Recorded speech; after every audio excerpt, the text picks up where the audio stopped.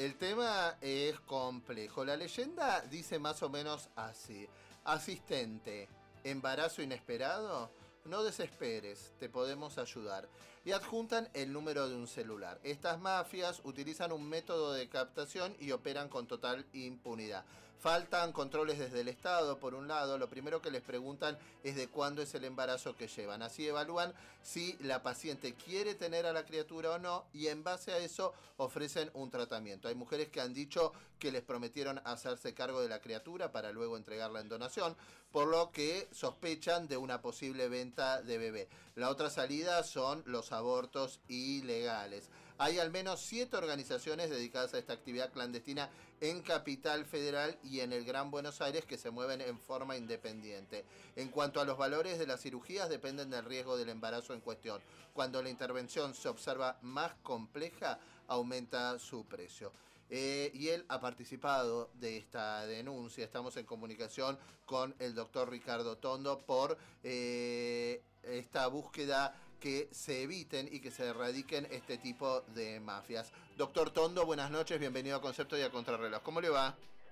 Buenas noches, gracias por la invitación y permítame una pequeña aclaración. Sí. No soy abogado, soy investigador privado. Ah, bien. Nada más que eso para que la audiencia no se confunda cuando vamos... Bien, y así no hablamos de usurpación de títulos y honores, ¿no? Y no en la tierra del ingeniero Bloomberg y del licenciado Tellerman. Ya que estamos la rímolo. Bueno, Tondo, vamos a meternos con un tema que es complicado, sin duda, ¿no? ¿Dónde aparecen estas leyendas o estos mensajes? Bueno, seguramente para la audiencia y en sintonía con lo que estaban hablando antes en la previa, esta conversación va a ser un antes y un después porque les va a cambiar de clima. Sí. Lamentablemente, pero sucede y hay que hablarlo. Hay que hablarlos, justamente esa es mi política. Yo dirijo un centro argentino para la transparencia inmobiliaria. Sí. Ese centro argentino para la transparencia inmobiliaria tiene un observatorio, que ese observatorio se dedica a analizar exhaustivamente todos los anuncios que se publican en los medios, sea por internet o gráficos o por la calle. Sí. Tengo voluntarios que están trabajando hace años. Vale la pena aclarar, yo provengo del sector de las investigaciones. Sí. He estado trabajando en forma encubierta 10 años en todo lo que son delitos sexuales. O sea que casos de narcolavado, lavado de dinero, trata, todo eso es. ¿Y usted de formación qué es, policía? No, yo soy de formación, en realidad soy civil. Provengo del sector inmobiliario, de la parte de comercialización, y hace más o menos 20 años me dediqué a la inteligencia privada. Ajá. Y bueno, y fui escalando posiciones a través de descubrir casos como el cartel de Juárez, la conexión en Chile, hace 17 años, en fin. Y otros casitos más que tuvieron alguna resonancia, acá la ruta de la efedrina en el año 2008. Entonces, digamos que en el ambiente de inteligencia, hoy por hoy soy reconocido especialmente por la parte de análisis. Entonces, cuando detectamos algo que es sospechoso, lo que me llega a manos, y entonces lo empezamos a trabajar, como se dice vulgarmente, a hacer un poquito una tarea de inteligencia previa, sondear y demás, y es así como dimos, para ir a la respuesta de su pregunta, es como dimos con estos avisos hace varios años. Estas son investigaciones de mucho tiempo, de largo aliento. ¿Avisos que aparecen en los diarios? Sí, concretamente en el diario Clarín. Sí. Porque yo, por un rigor, he trabajado mucho con periodismo de investigación, y cuando un periodista tiene la gentileza de levantar un caso mío, por ejemplo el caso del Diario Popular, antes de hablar yo le ofrezco la prueba para que él la evalúe. Por supuesto. ¿Y aparecía en qué rubro esto? Estoy en el rubro muy cercano de los avisos sexuales. Sí. O sea, ahí donde yo además estoy siendo crítico con el Estado, porque se supone que el año pasado se hizo un decretazo contra los avisos sexuales para mejorar, entre comillas, esta suerte de aquelarre que había con la trata de personas. Claro, la trata de personas, la explotación sexual y demás. Y resulta que, siendo que la Policía Federal tiene su división de explotación de medios y ahora el Ministerio de Justicia tiene desde el año pasado, su observatorio de publicidad, ¿cómo puede ser que estos avisos se les escapen? Claro, no se escapan. Entonces, Sí. bueno, acá, entonces, lamentablemente... El doble discurso permanente. Bueno, pero eso es lo que hay que poner el cascabel al gato, y Sí. es donde yo me hago cargo y lo pongo con pruebas, y estas organizaciones existen, Sí. se han grabado las conversaciones. Mi misión llega como la de un buen samaritano. Sí. Pongo mis conocimientos y mi equipo a disposición del sistema, pues el sistema que se haga cargo de que tiene que ponerse los pantalones largos, Sí. y hacer de policía el que policía, de juez el que juez y de ministro el que es ministro. ¿Y qué ofrecen estos centros? Bueno, justamente para empezar, no hay ningún médico que se hace cargo, aparentemente. ¿Me explico? Por lo cual son centros de ayuda a la mujer, así se presentan. Sí. Invocan justamente el texto, yo se los puedo enviar por mail en un ratito más, el aviso. Sí. Invocan justamente, tratan de captar a este tipo de, o sea, esta clase de mujeres que pobrecitas pueden estar en una encrucijada, una disyuntiva, en una crisis de qué hago, qué no hago. Sí, que tiene que ver con un embarazo inesperado, un embarazo no deseado. Exactamente, la llamada del aviso, vamos a decir, la captación o el disparador es embarazo inesperado, tal cual. Esas dos palabras mágicas son las que hacen que les permitan pagar avisos, no de una línea, sino avisos placas, para que la audiencia entienda, avisos de 3, 4, 5 centímetros de alto por una columna. Sí. O sea que si hubiera un observatorio del Estado funcionando, eso no necesita anteojos para leerlo. Entonces ahí está el tema, y entonces cuando llama la potencial interesada, le dicen justamente textualmente de cuánto tiempo está el embarazo, porque a partir de ahí es donde evidentemente funcionan diferentes protocolos.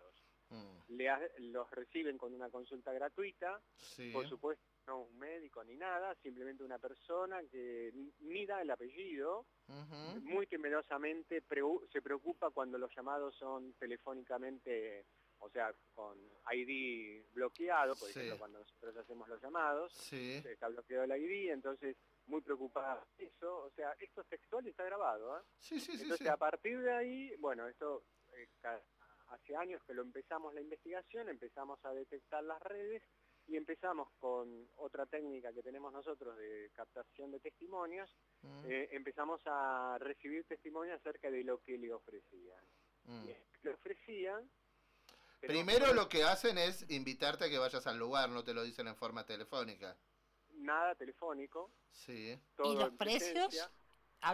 ¿Se habla de precios? En esas consultas son todas gratuitas. Ajá. Todas estas consultas son gratuitas. Pero después, bueno, si claro, estás de tanto es más plata, si estás de menos es menos plata, si estás de... Claro, o sea, o sea, si la persona quisiera abortar, entonces es tanta plata. Tanta plata dependiendo del riesgo quirúrgico. Que se lee riesgo quirúrgico especialmente por cantidad es el tiempo de embarazo. Sí. ¿De qué montos estamos hablando? ¿Cómo? ¿De qué montos estamos hablando? La última que pasó un cirujano, que además hay una parte ahí que es, en un curso de investigaciones detectamos en primera persona cirujanos muy famosos, que de día son una cosa y de noche son otra, $30.000, hablando de riesgo. Que eso tiene una doble lectura, porque sin ponerse suspicaces y además por los demás testimonios que fuimos recibiendo.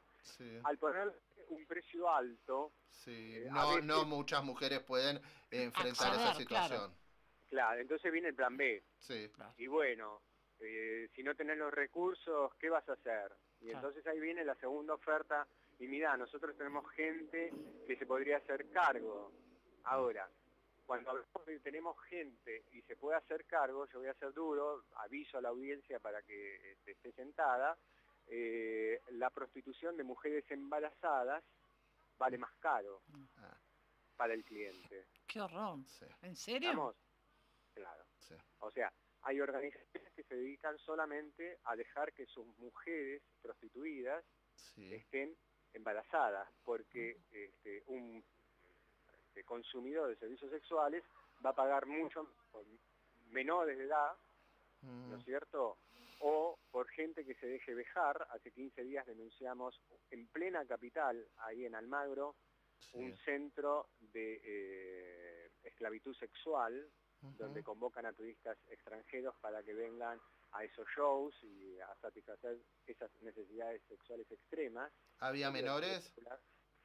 Bueno, hay incitación al consumo de menores, porque ellos, como saben que hay de alguna manera más controles, lo que hacen es poner en un lugar, hacen las citas previas y después de ahí lo van induciendo como si fuera una fase 2. Entonces, hay como una zona liberada para este tipo de aberraciones, y yendo a lo de las embarazadas, justamente hay en la zona sur de la República Argentina, hay nightclubs que promocionan los servicios sexuales de embarazadas.